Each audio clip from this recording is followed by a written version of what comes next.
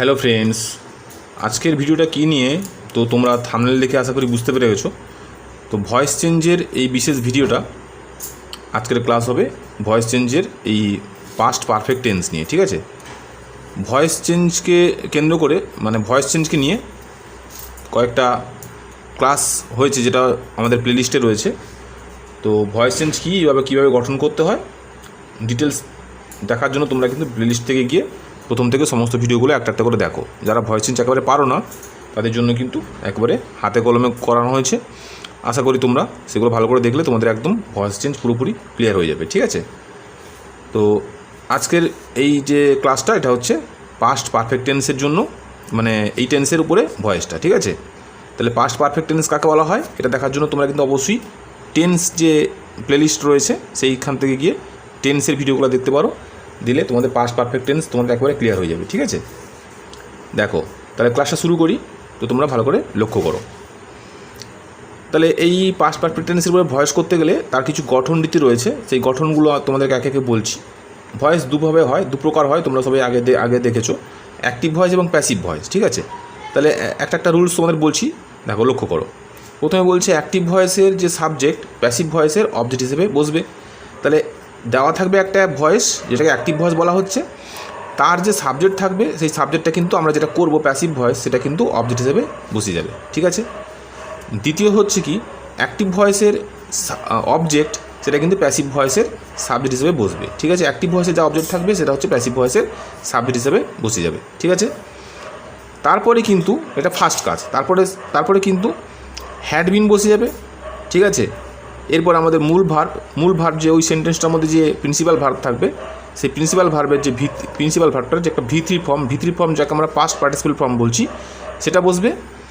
তারপরে লাস্টে কিন্তু বাই বসবে এবং বাই বসে ওই সেন্টেন্সটার মধ্যে বাকি যা অংশ থাকবে সেই অনুযায়ী বাইর পরে সেটা বসে যাবে। ঠিক আছে, আশা করি এই গঠনটা কিন্তু তোমরা বুঝতে পারলে।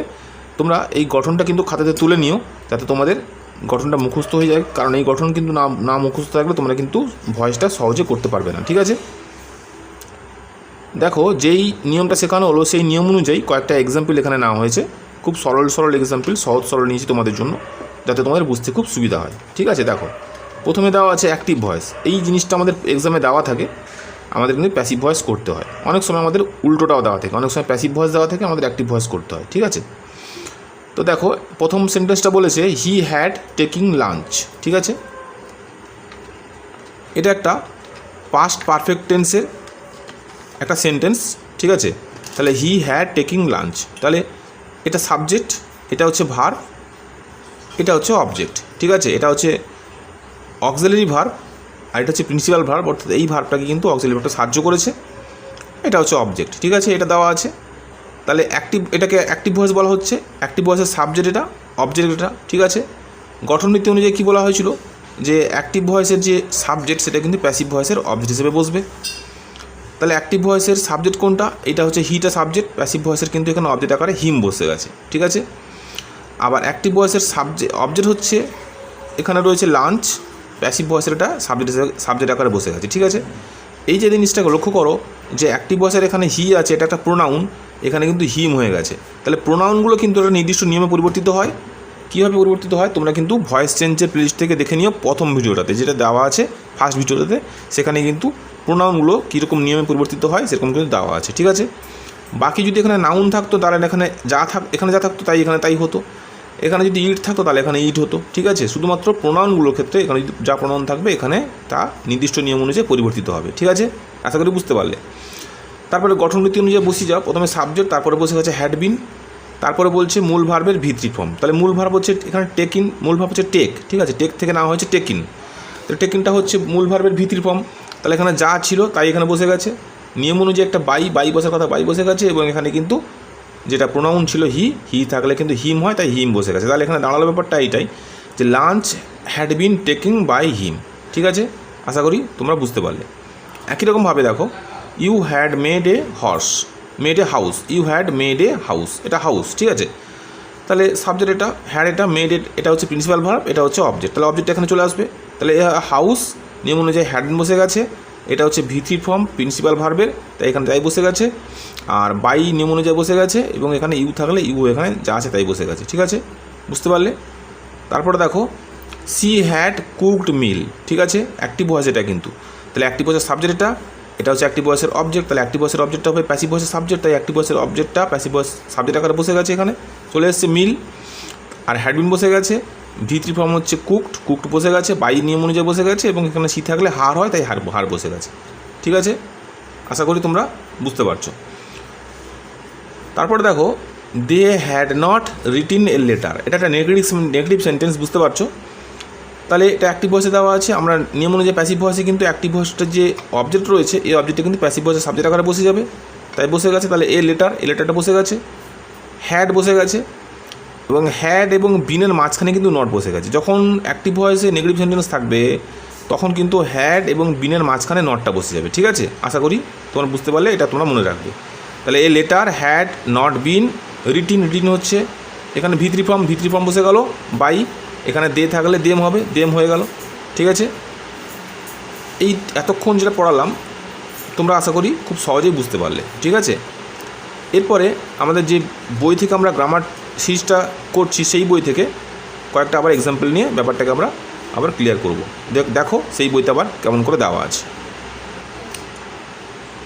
হ্যাঁ দেখো, এই বইতে দেওয়া আছে পাস্ট পারফেক্ট টেন্সের ভয়েস চেঞ্জ। এখানে কীরকম দেওয়া আছে দেখো, অ্যাক্টিভ ভয়েস এটা, সে আসার আগে আমি চিঠিটা লিখেছিলাম, ঠিক আছে। তাহলে I had written the letter before he came, পুরোপুরি পাস্ট পারফেক্ট টেন্স এখানে দেওয়া আছে। আর যেটা এতক্ষণ খাতাতে করালাম সেটা খুব সহজ সরলভাবে তোমাদের একটা সেন্টেন্সের মাধ্যমে করানো হয়েছে, তার থেকে একটু অ্যাডভান্স লেভেল এটা, তাই এখানে কিন্তু দুটো সেন্টেন্স দেওয়া আছে। একটা হচ্ছে I had written the letter, এটা একটা, আর বিফোর হি কেম এটা একটা, ঠিক আছে।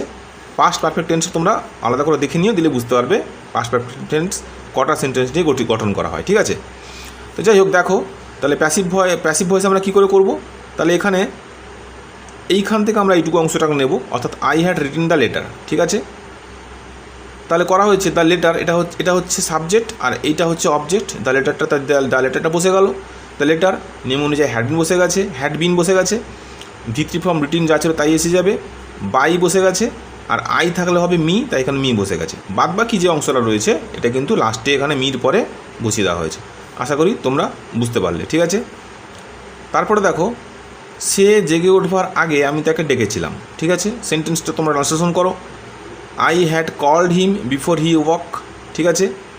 তাহলে বিফোর হি ওয়াক এটাকে বাদ দিচ্ছি, শুধুমাত্র আই হ্যাড কল্ড হিম এইটুকুর ভয়েস চেঞ্জ করব।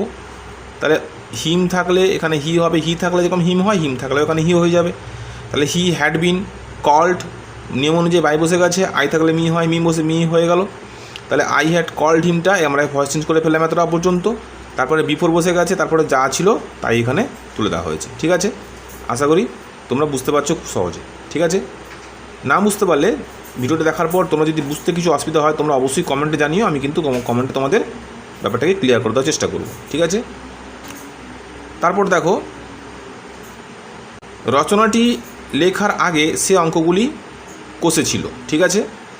তাহলে he had done the sums before he wrote the essay, ঠিক আছে।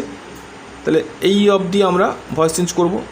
সে রচনাটি লেখার আগে তার দ্বারা অঙ্কগুলি কষা হয়েছিল, the sums had been done by him before he wrote the essay, ঠিক আছে। তারপরে দেখো সৌরভ 17 রান পূর্ণ করবার পর সচিন ইনিংসের সমাপ্তি ঘোষণা করলেন, ঠিক আছে। তাহলে সচিন ইনিংসের সমাপ্তি ঘোষণা করলেন, তাহলে সচিন ডিক্লেয়ার্ড মানে ঘোষণা করা, the end of the innings, end মানে শেষ বা সমাপ্ত, ইনিংস মানে এই যে ইনিংস, ঠিক আছে, বা পর্ব, হ্যাঁ, innings after Sourav had scored his century, ঠিক আছে। এটা একটু বড় সেন্টেন্স, ভালো করে দেখো কীরকম কী করা হয়েছে। The century by Sourav had been scored before Sachin declare the end of the innings, ঠিক আছে। তাহলে এই যে the century by Sourav had been scored, ঠিক আছে, এটাকে কিন্তু Sourav had scored his century, এটাকে কিন্তু এইভাবে করা হয়েছে। তাহলে সৌরভ দ্য সেঞ্চুরি, এটা কিন্তু the century had been scored by Sourav এভাবেও করা যেতে পারতো, ঠিক আছে। দ্য সেঞ্চুরি তারপরে হ্যাড বিন তারপরে স্কোরড বাই সৌরভ এভাবে কিন্তু করা যেতে পারতো, কিন্তু এভাবে যেভাবে করা হয়েছে এটাও কিন্তু সঠিক। আবার এই যে দ্য সেঞ্চুরির পরে had been scored by Sourav করলে সেটাও কিন্তু সঠিক হতো, ঠিক আছে। তো তারপরে দেখো যা আছে তাই বসিয়ে দেওয়া হয়েছে। তা আশা করি বুঝতে পারলে যে যেটা এখানে করানো হলো, যেটা তোমাদের শেখালাম সেটা কিন্তু এখানে গঠনরীতি আকারে দেওয়া আছে, যেটা আমি আগেই তোমাদের দেখিয়ে দিয়েছি। ঠিক আছে, আশা করি পাস্ট পারফেক্ট টেন্সের উপরে যে ভয়েসটা চেঞ্জটা শেখানো হলো সেটা তোমাদের কাছে পুরোপুরি ক্লিয়ার হয়ে গেল। ঠিক আছে, যাদের এখনও বুঝতে অসুবিধা আছে তোমরা অবশ্যই ভিডিওতে কমেন্ট করবে, কমেন্ট বক্সে, তাতে আমি তোমাদেরকে আরও সেখানে রিপ্লাই দেওয়ার চেষ্টা করব। ঠিক আছে, তো এতক্ষণ ধরে ভিডিওটা দেখার জন্য সবাইকে অনেক অনেক ধন্যবাদ। যারা ফার্স্ট টাইম আমার চ্যানেলটা দেখছো তারা অবশ্যই সাবস্ক্রাইব করে নিও, যাতে তোমাদের এরকম হেল্পফুল ভিডিও খুব কাজে লাগে এবং গ্রামারটা একদম বেসিক থেকে অ্যাডভান্স লেভেল পর্যন্ত শিখতে পারো, তোমরা খুব উপকৃত হতে পারো। ঠিক আছে, পরবর্তী আরেকটা ভিডিওতে তোমাদের সঙ্গে আবার দেখা হচ্ছে, ততক্ষণের জন্য টাটা।